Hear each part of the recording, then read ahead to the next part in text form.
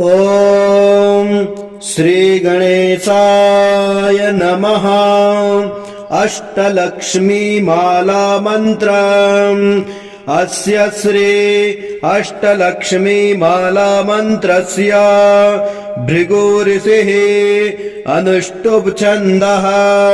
श्री महालक्ष्मीर्देवता श्रीं बीजं ह्रीं शक्तिः ऐं कीलकम्। श्री अष्टमहालक्ष्मी प्रसाद सिद्ध्यर्थे जपे विनियोगः। ॐ नमो भगवत्यै लोकवशीकरमोहिन्यै। ॐ ऐं ऐं श्रीं श्रीं आदिलक्ष्मी संतानलक्ष्मी गजलक्ष्मी धनलक्ष्मी धान्यलक्ष्मी विजयलक्ष्मी वीरलक्ष्मी ऐश्वर्यलक्ष्मी अष्टलक्ष्मी इत्यादयः मम हृदये दृढतया स्थिरता सर्वलोकवशीकराय सर्वराजवशीकराय सर्वजनवशीकराय सर्वकार्यसिद्ध्यर्थे कुरु कुरु सर्वाभीष्ट जहि जहि सर्वसौभाग्यं कुरु कुरु। ॐ नमो भगवत्यै श्री महालक्ष्म्यै ह्रीं फट् स्वाहा। श्री सूक्तम्। ॐ हिरण्यवर्णां हरिणीं सुवर्णारजतस्रजां चन्द्रां हिरण्यमयीं लक्ष्मीं जातवेदो म आवह। ताम आवह जातवेदो लक्ष्मीमनपगामिनीं यस्यां हिरण्यं विन्देयं गामस्वं पुरुषानहम्। अश्वपूर्वां रथमद्यां हस्तिनादप्रबोधिनीं श्रियं देवीमुपहुवये श्रीर्मा देवी जुषताम्। कांसोऽस्मितां हिरण्यप्राकारां मार्द्रां ज्वलन्तीं तृप्तां तर्पयन्तीं पद्मे स्थितां पद्मवर्णां तामिहोपहवये श्रियं। चन्द्रां प्रभासां यशसा ज्वलन्तीं श्रियं लोके देवजुष्टामुदारां तां पद्मनेमिं शरणं प्रपद्ये। अलक्ष्मीर्मेनस्य तां त्वां वृणे आदित्यवर्णे तपसोऽधिजातो वनस्पतिस्तौ वृक्षोऽथ बिल्वः। तस्य फलानि तपसानुदन्तुं मायान्तराह्याश्च बाह्या अलक्ष्मीः। उपैतु मां देवसखः कीर्तिश्च मणिनाथः। प्रादुर्भूतोऽस्मि राष्ट्रेऽस्मिन् कीर्तिवृद्धिं ददातु मे। क्षुत्पिपासामलां ज्येष्ठां मलक्ष्मीं नाशयाम्यहम्। अभूतिं समृद्धिं च सर्वां निर्णुद मे गृहात्। गन्धद्वारां दुराधरसां नित्यपुष्टाङ्करेषिणीं ईश्वरीं सर्वभूतानां तामिहोपहवये श्रियं। मनसः काममाकुतिं वाचः सत्यमसेमहे। पशूनां रूपमन्नस्य मयि श्रीः श्रयतां यशः। कर्दमेन प्रजा भूता मयि सम्भव कर्दमः। श्रियमवासय मे कुले मातरं पद्ममालिनीम्। आपः श्रियन्तु दिग्धाने चिकले तव समे गृहे। निच देवीं मातरं श्रियमवासय मे कुले। आर्द्रां पुष्करणीं पुष्टिं पिङ्गलां पद्ममालिनीं चन्द्रां हिरण्यमयीं लक्ष्मीं जातवेदो म आवह। आर्द्रां व्याकरणीं यष्टिं सुवर्णां हेममालिनीं सूर्यां हिरण्यमयीं लक्ष्मीं जातवेदो म आवह। ताम आवाह जातवेदो लक्ष्मीमनपगामिनीम् यस्यावृण्यम् प्रभूतम् गावो दास्यो स्वाद्मिन्देयम् पुरुषाणाम् या स्वचे प्रयतो भूत्वा जुह्याद्याज्यमन्वहम् श्रिया पञ्चदशर्चम् च श्रीकामः सततम् जपेत् पद्मानने पद्म ऊरु पद्माक्षे पद्म संभवे तन्मे भजसि पद्माक्षे येन सौख्यम् लभाम्यहम् अश्वदायी गोदाये धनदायी महाधने धनम् मे जुसताम् देवी सर्वकामाश्च देहि मे पुत्र पौत्र धनम् धान्यम् हस्तसुवादिगवेरथम् प्रजानाम् भवसि माता आयुषमन्तम् करोतु मे धनमग्निर्धनम् वायुर्धनम् सूर्यो धनम् वसुः धनमिन्द्रो बृहस्पतिर्वरुणो धनमश्नुते वैनतेय सोमम् पिबतु वित्रिः सोमम् धनस्य सोमिनो मह्यम् ददातु सोमिनः न क्रोधो न च मात्सर्यम् न लोभो न शुभामते भवन्ते कृतपुण्यानाम् भक्तानाम् श्रेयोक्त जपेत् सदा वर्षवन्तु ते विभावरी विद्रो अभ्रस्य विद्युतः रोहन्तु सर्वबीजान्य ब्रह्मद्विषोज्जहि पद्मप्रिये पद्मिनी पद्महस्ते पद्मालये पद्मदलायताक्षे विश्वप्रिये विष्णु मनोनुकूले तत्पादपद्मम् मयि संनदस्ता या सा पद्मासनस्था विपुलकटितटी पद्मपत्रायताक्षे गम्भीराः वर्तनाभिः स्तवनभर नमिताः शुभ्रम् वस्त्रोन्तरीया लक्ष्मीर्दिव्यैर्गजेन्द्रैर्मणिगणखचितैः स्नापिता हेमकुम्भैः नित्यम् सा पद्महस्ता मम वसतु गृहे सर्वमाङ्गल्ययुक्ताम् लक्ष्मीम् क्षीरसमुद्रम् राजतनयाम् श्रीरङ्गधामेश्वरीम् दासीभूत समस्तदेव वनितालोकैकदीपाङ्कुरान् श्रीमन्दमन्दकटाक्षलब्ध विभव ब्रह्मन्द गङ्गाधराम्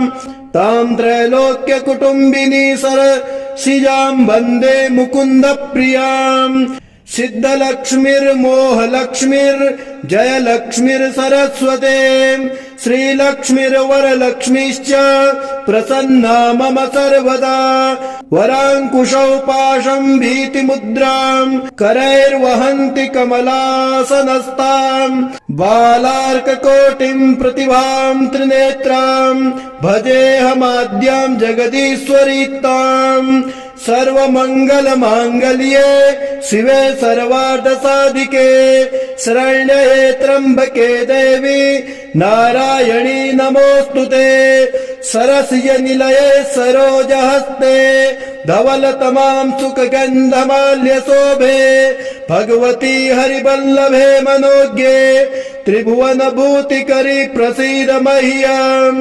विष्णुपत्नीम् क्षमाम् देवीम् माधवीम् माधवप्रियाम् विष्णोः प्रियसखीम् देवीम् नमाम्यच्युतवल्लभाम् महालक्ष्मीम् च विद्महे विष्णुपत्नीम् च धीमहि तन्नो लक्ष्मी प्रचोदयात् आनन्दाकर्मदा श्रीदस् चिकलेत इति विश्रुताः ऋषयः श्रियः पुत्राश्च श्रीर्देवीर्देवतामताः चन्द्रभाम् लक्ष्मीसानाम् सूर्यभाम् श्रियमीश्वरीम् चन्द्रसूर्याग्नि सर्वाभाम् श्रीमहालक्ष्मीमुपास्महे श्रीर्वर्चस्व मायुष्य मारोग्य मा विधात् पवमानम् महीयते धनम् धान्यम् पशून् बहुपुत्रलाभम् शतसंवत्सरम्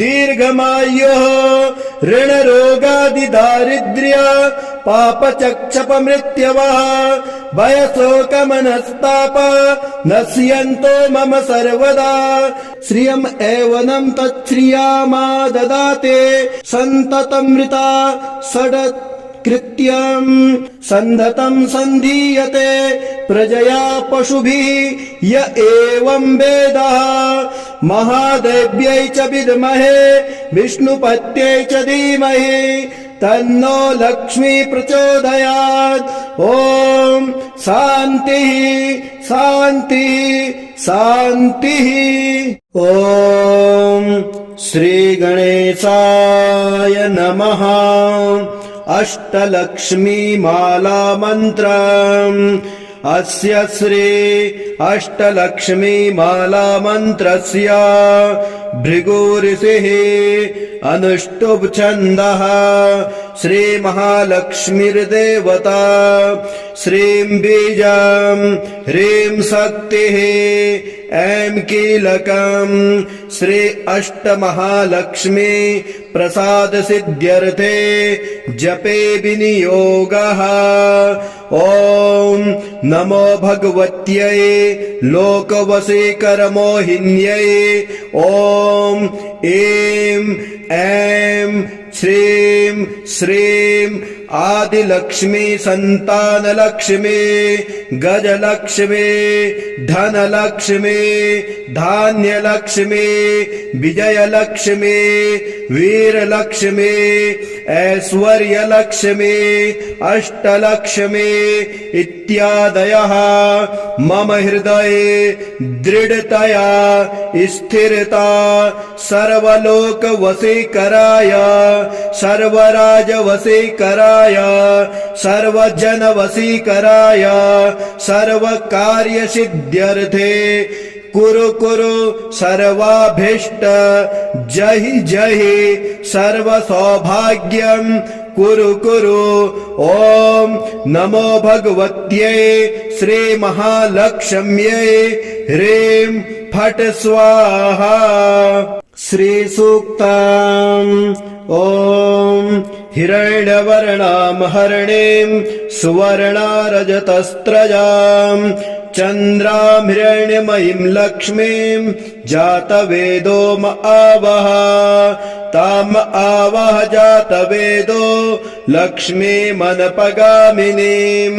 यस्यां हिरण्यं विन्देयं गामस्वं पुरुषानहम् अश्वपूर्वां रथमद्यां हस्तिनादप्रबोधिनीं श्रियं देवीमुपहुवये श्रीरमा देवी जुषताम् कांसोऽस्मितां हिरण्यप्राकारां मार्द्रां ज्वलन्तीं तृप्तां तर्पयन्तीं पद्मे स्थितां पद्मवर्णां तामिहोपहवये श्रियं चन्द्रां प्रभासां यशसा ज्वलन्तीं श्रियं लोके देवजुष्टामुदारां तां पद्मनेमिं शरणं प्रपद्ये अलक्ष्मीर्मेनस्य तां त्वां वृणे आदित्यवर्णे तपसोऽधिजातो वनस्पतिस्तौ वृक्षोऽथ बिल्वः तस्य फलानि तपसानुदन्तुं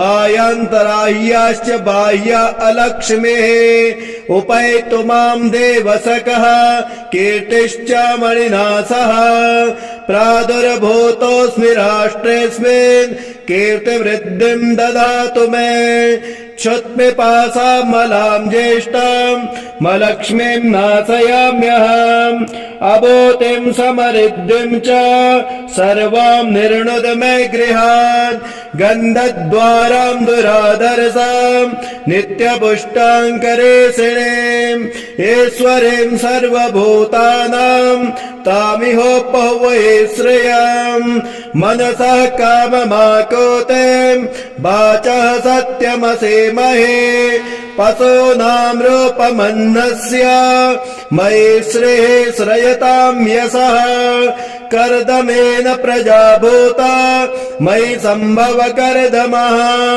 श्रियमवासय मे कुले मातरं पद्ममालिनीम् आपः श्रयन्तु दिग्दाने चिकले तव समगृहे निच देवीं मातरं श्रियं वासय मे कुले आर्द्रां पुष्करणीं पुष्टिं पिङ्गलां पद्ममालिनीं चन्द्रामिरण्यमयीं लक्ष्मीं जातवेदो आवह आर्द्रां व्याकरणीं यष्टिं सुवर्णां हेममालिनीं सूर्यामिरण्यमयीं लक्ष्मीं जातवेदो आवह ताम आवह जातवेदो लक्ष्मीमनपगामिनीं यस्यामिरण्यं प्रभूतं गावो दास्यो स्वाद्मिन्देयं पुरुषाणाम्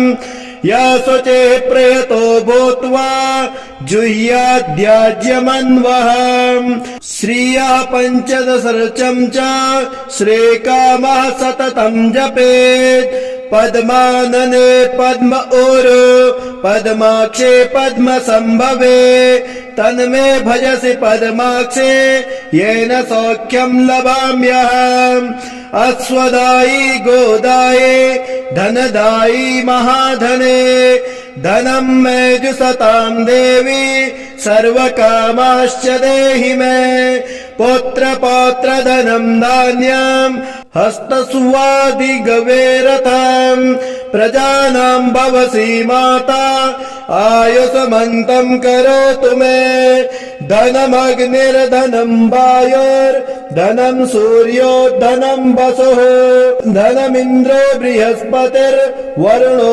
धनमश्नुते वैनतेय सोमं पिबतु वित्रिः सोमं धनस्य सोमिनो मह्यं ददातु सोमिनः न क्रोधो न च मात्सर्यं न लोभो न शुभामते भवन्ते कृतपुण्यानां भक्तानां श्रेयोक्त जपेत् सदा वर्षवन्तु ते विभावरी विद्रो अभ्रस्य विद्युतः रोहन्तु सर्वबीजान्य ब्रह्मद्विषोज्जहि पद्मप्रिये पद्मिनी पद्महस्ते पद्मालये पद्मदलायताक्षे विश्वप्रिये विष्णु मनोनुकूले तत्पादपद्मं मयि संनदस्ता या सा पद्मासनस्था विपुलकटितटी पद्मपत्रायताक्षे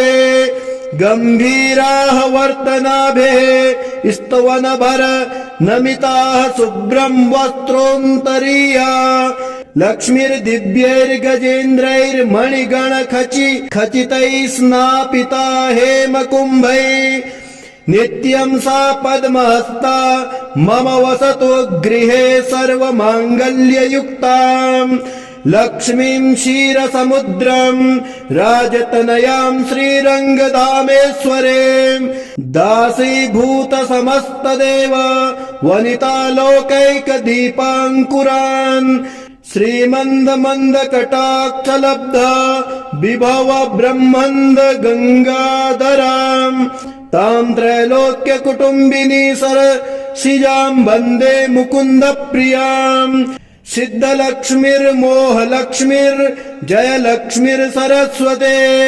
श्रीलक्ष्मीर्वरलक्ष्मीश्च प्रसन्ना मम सर्वदा वराङ्कुशौ पाशं भीतिमुद्रां करैर्वहन्ति कमलासनस्तां बालार्ककोटिं प्रतिभां त्रिनेत्रां भजेऽहमाद्यां जगदीश्वरीताम् सर्वमङ्गलमाङ्गल्ये शिवे सर्वार्थसाधिके शरण्ये त्र्यम्बके देवी नारायणी नमोऽस्तुते सरसिजनिलये सरोजहस्ते धवलतमां सुखगन्धमाल्यशोभे भगवती हरिवल्लभे मनोज्ञे त्रिभुवनभूतिकरी प्रसीद मह्यम् विष्णुपत्नीं क्षमां देवीं माधवीं माधवप्रियां विष्णो प्रियसखीं देवीं नमाम्यच्युतवल्लभाम् महालक्ष्मीं च विद्महे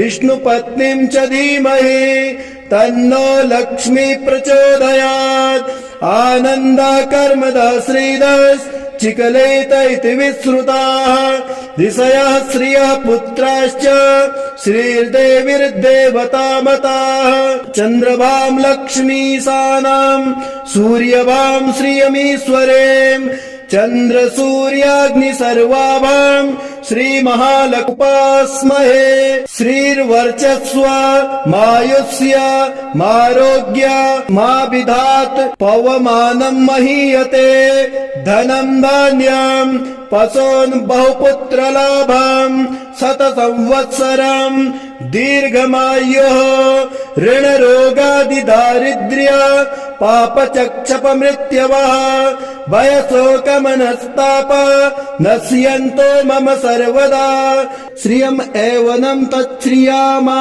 ददाते सन्ततमृता षड् कृत्यं सन्धतं सन्धीयते प्रजया पशुभिः य एवं वेदः महादेव्यै च विद्महे विष्णुपत्यै च धीमहि तन्नो लक्ष्मी प्रचोदयात् ॐ शान्तिः शान्तिः शान्तिः।